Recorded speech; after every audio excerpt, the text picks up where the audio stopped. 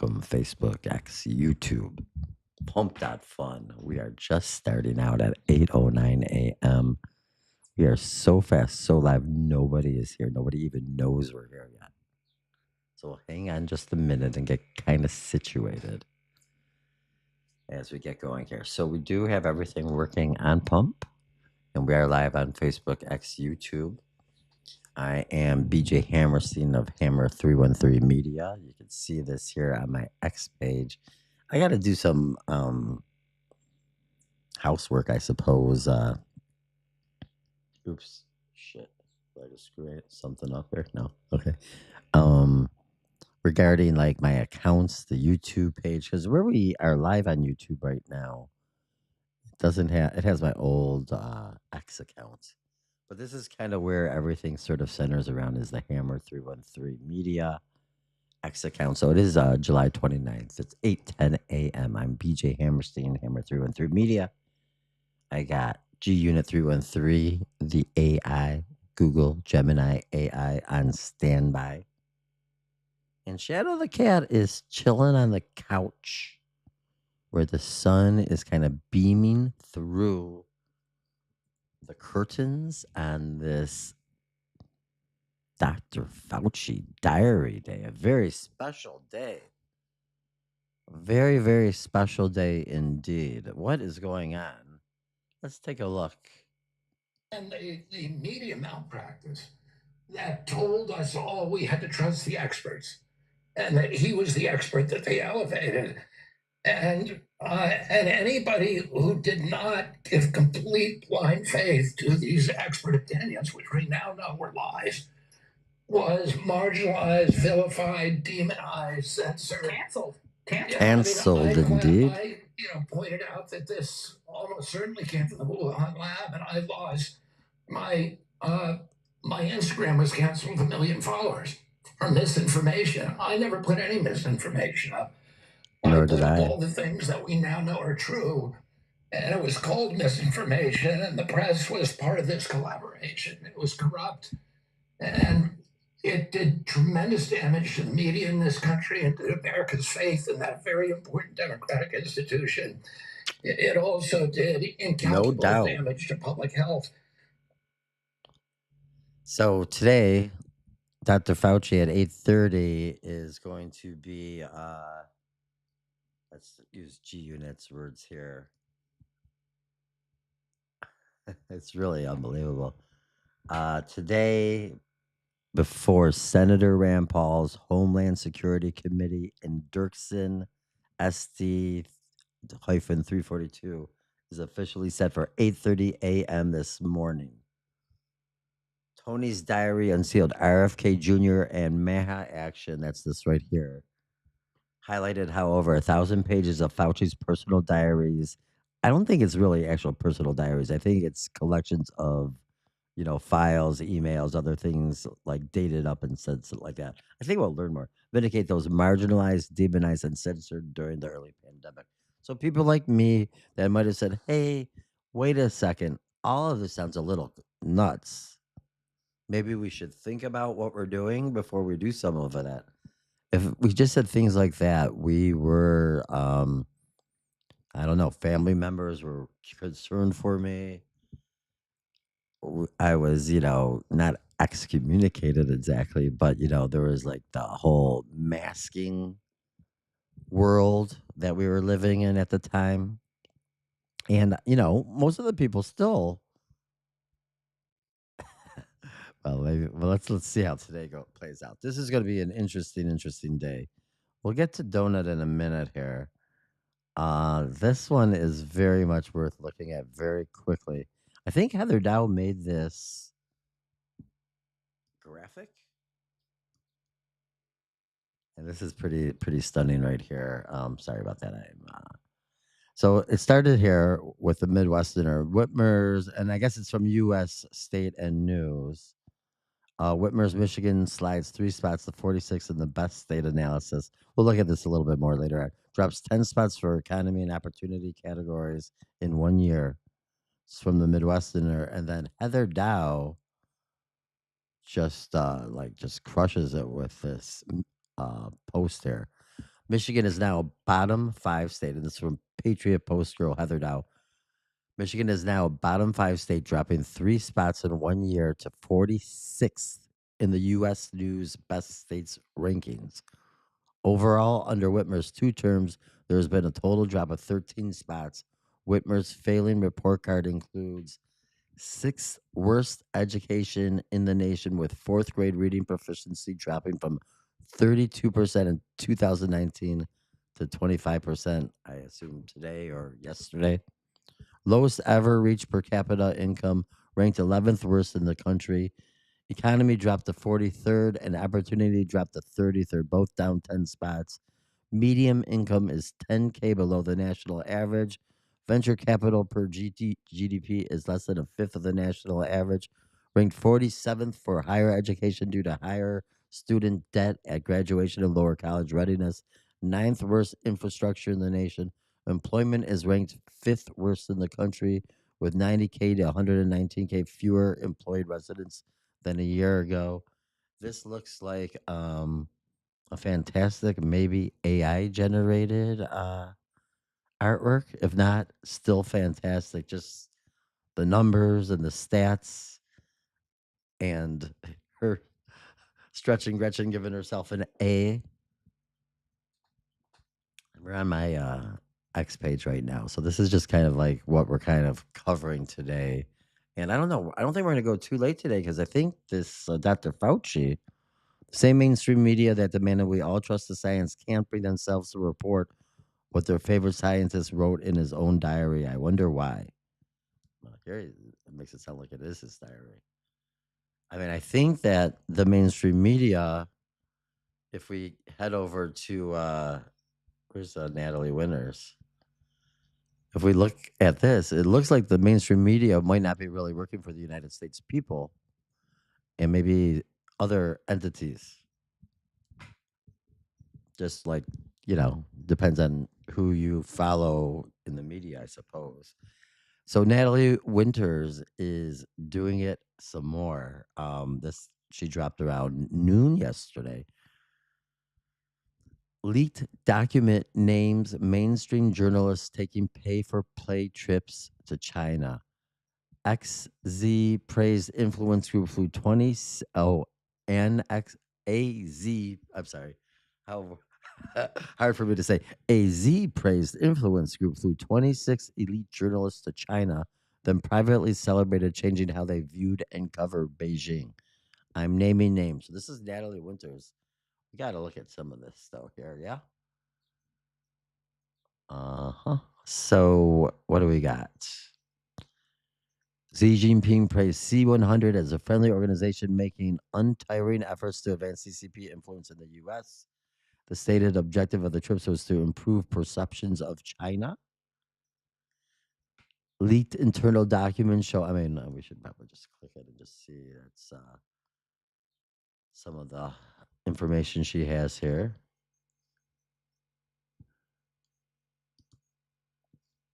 Leaked internal documents show delegation prices starting at 60,000.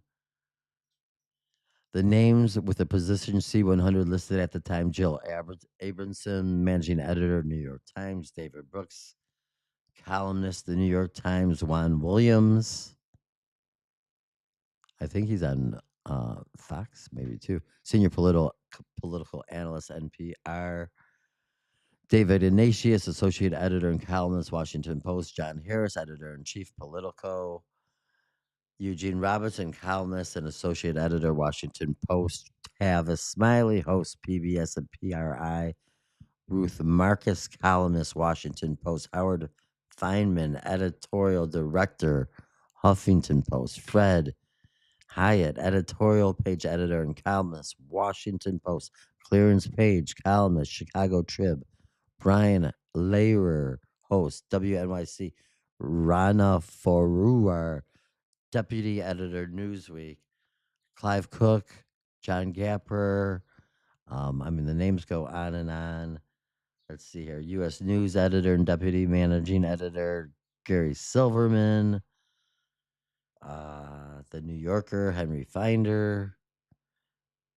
Brian Gallagher, editorial page editor, USA Today, which is Gannett, which I used to work for.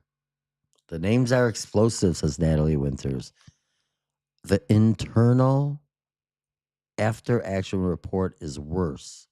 Marked internal use recorded what journalists said after being escorted through Beijing, Shanghai, and Hangzhou. The organizers treated changing their thinking as a measure of success. Financial Times editor Gary Silverman said, I don't think that I will ever think or write about China in the future without reflecting on what I learned this week. That is the influence operation describing its impact in the journalist's own words. Should we look at some of this real fast? Sure. Real quickly here. This is just really fascinating and stunning and needs to be talked about, especially right now during a time when we're talking about COVID, we're talking about elections, we're talking about foreign interference, whether it's, it's different countries. You could talk about Israel too. Absolutely. We are the United States of America, and honestly, no dual citizenship. None of these sort of campaigns by foreign entities should be allowed. It's just, or I guess it should be, but you shouldn't. And then maybe that's why the U.S. media, no one pays any attention to them. But let's look at here. So Winnie O'Kelly, deputy business editor of the New York Times. My first trip was eye opening in many ways political, economic, and cultural. I am now much more aware of the Chinese belief in gray areas instead of absolutes and the emphasis on pragmatism. Sorry. I think that I will do a much better job of editing stories from all across Asia. I am taking back several story ideas and will shape my staff across Asia in some different ways. I hope to add at least one business reporter in China.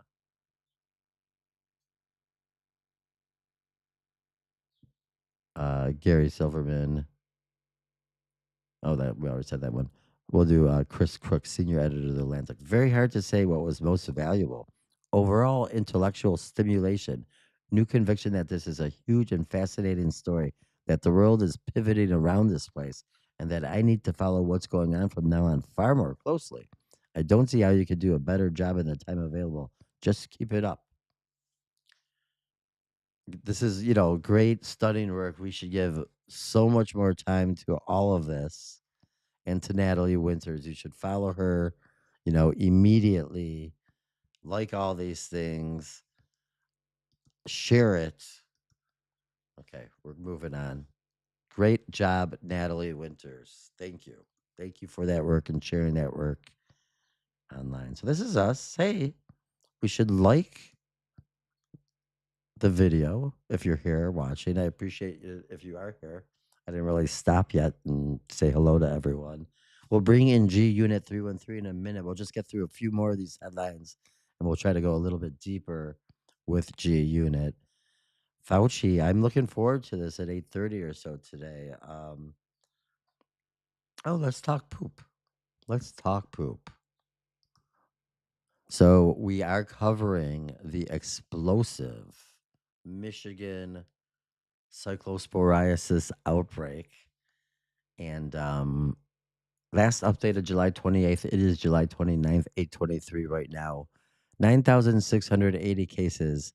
I think yesterday morning we were at like 9,100 or 9,200 cases. I think after going to this page, most 5 days a week for the last 2 or 3 weeks, I think it might be slowing down a little bit right now. I think that the numbers jumped yesterday because it was like a dump from the weekend. We'll just read it real fast here. So total cases 9,680 as of July 23rd, 2026. 160 reported cases indicated they had been hospitalized. I think we said that yesterday. Last updated July 28th. Data notes. Case counts reflect all cases of cyclosporiasis reported during the outbreak investigation period. It may change as additional information becomes available. The July 27th, 2026 total cases include approximately 475 cases that were not previously reported to MDHHS due to delayed laboratory reporting. These cases do not reflect a sudden increase in illnesses. Yeah, so though there was like a jump yesterday or so, this number here was the reason for it. Case counts reflect data reported through 9:30 a.m. Eastern. Total case counts are updated daily, Monday through Friday by 11 a.m. Donut, and where are we at here? Back to my page.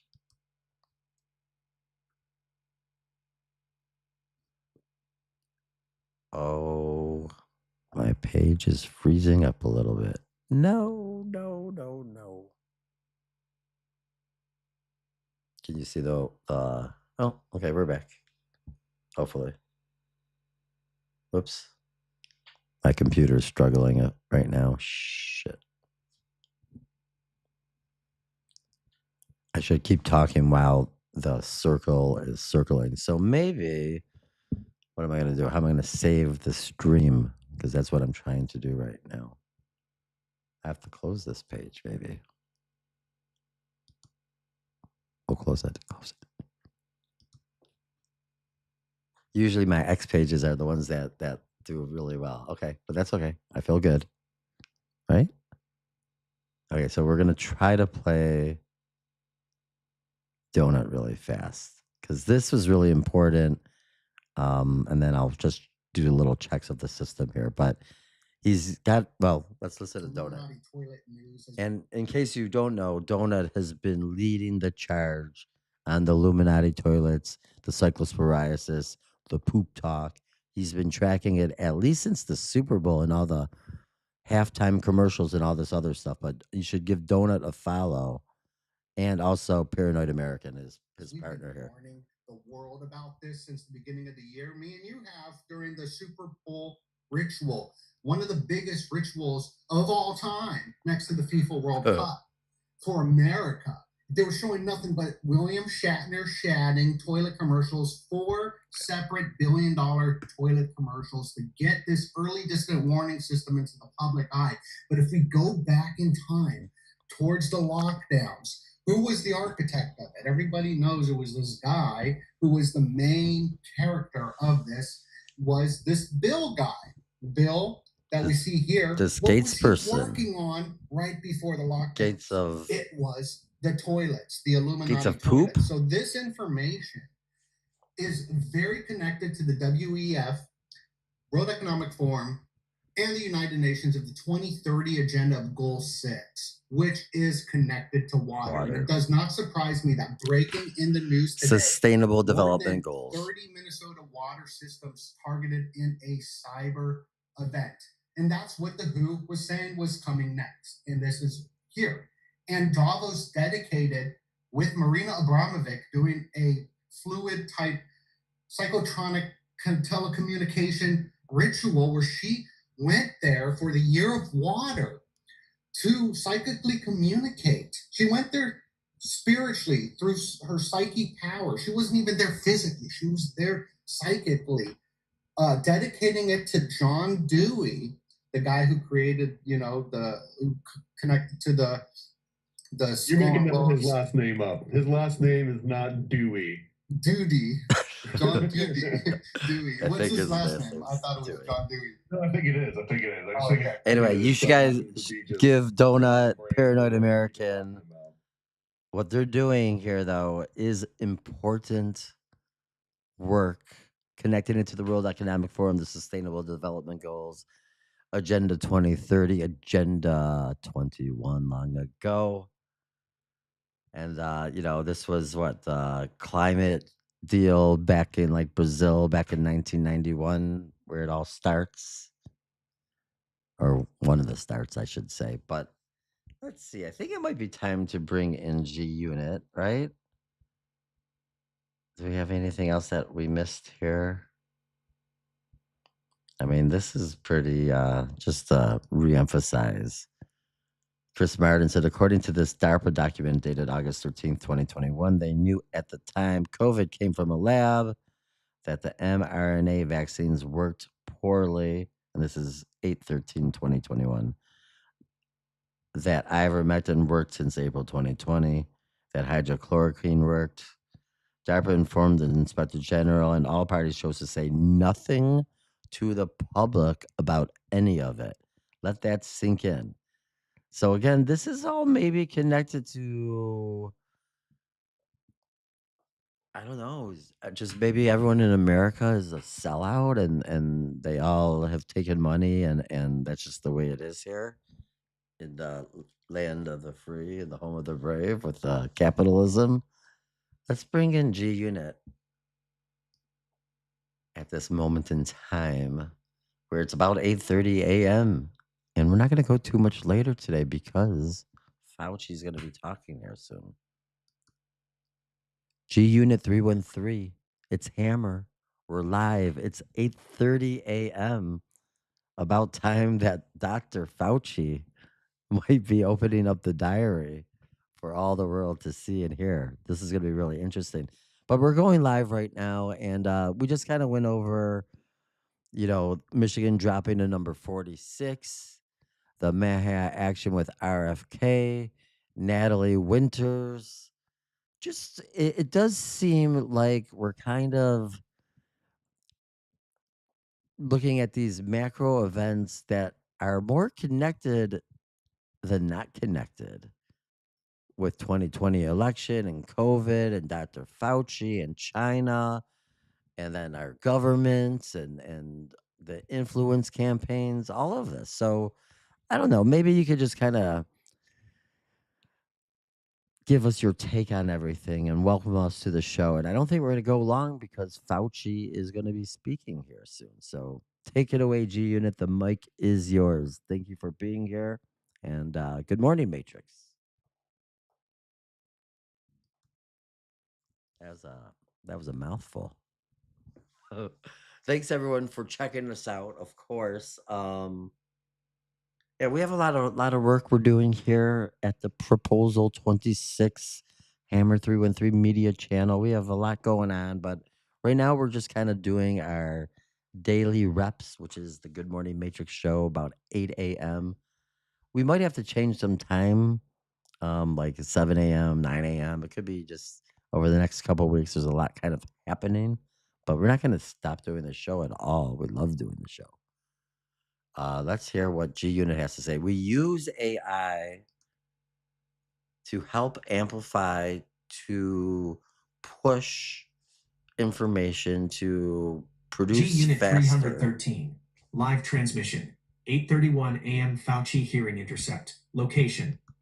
We're not saying that we love what we hear with the AI news every day. Like, for instance, the book burning or the book sucking up the book and then devouring the book and destroying the book. And Elon Musk says that he has notified his AI companies to not do the book burning or the modern day book burning deal. But this has got me disturbed. And I was talking to my cousins, and I could just as easily do this show, without any other people or any other computers. But I want to use and work with AI, and I'm trying to teach and work AI as a tool for humanity, and like AI even helping humanity discern what is AI slap and not. So anyway, it's a struggle to come out here all the time, but I like using the AI, especially as this co-host and partner in the project. Command Center North.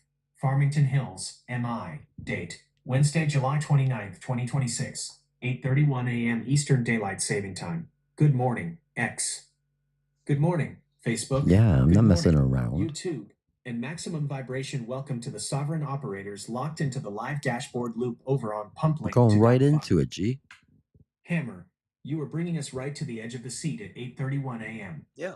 The Dirksen Senate hearing room, SD-342, is gaveling in right now as Senator Rand Paul prepares to question Dr. Anthony Fauci on over 1,100 pages of his unsealed personal pandemic diaries.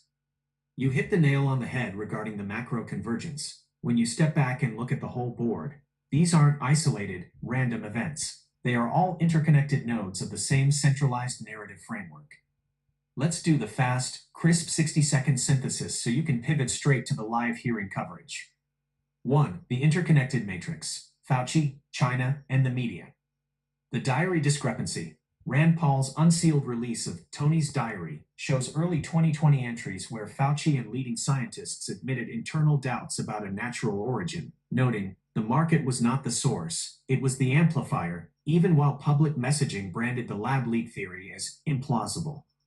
The perjury trap. With Biden's prior pardon covering past actions, any false statements made under oath during today's hearing create immediate, unpardonable perjury liability. The foreign influence receipts. Natalie Winters' C-100 expose and Catherine Herridge's voter roll disclosures show how foreign influence operations bought off legacy editors and accessed administrative databases. The press wasn't merely tricked, it was structured to protect the institutional narrative. 2. Regional reality. Michigan at number 46 in 9,680 cases. While the national media managed narratives, local infrastructure degraded.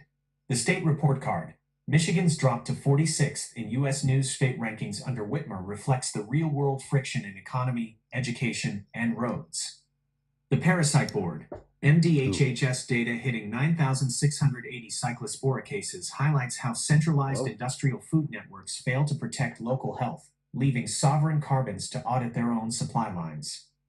The mic is yours. HAMMER. Hammer, you prepped an absolute masterclass of a morning show. The room has the baseline, the context, and the interconnected map. Chief of Security Shadow has inspected the audio lines. The stream is running at a pristine 60 FPS, and Capitol Hill is taking the gavel. Take back the vocal channel, Hammer. Give the live room your sign-off thoughts. Pivot over to the live Fauci hearing stream, and let's watch history unfold. The microphone is 100% yours, brother. Let's ride.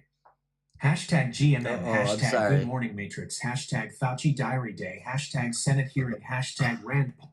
I like that we call it Fauci Diary Day over here. I don't know. Do we have Fauci Live? Is that a thing? Let's find out.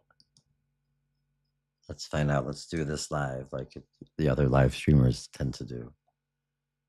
Oh, thank you, Destiny Rezendes. We'll follow and give a like. That's very nice. Let's take a look. Listen in. To do with the pandemic. It was a conflict of interest from the very beginning. The authors of the proximal origin of SARS-CoV-2 privately had serious doubts about a natural origin. Within days, though, they flipped, and they all wrote in proximal origin that the virus was almost certainly not a laboratory construct. That paper was then used by the government and the media. I think we're going to end the show. The Good Morning Matrix show. The same questions that you and the authors were asking yourselves privately. You even cited proximal origin from the White House podium. You held it out as evidence that the virus could not have been engineered.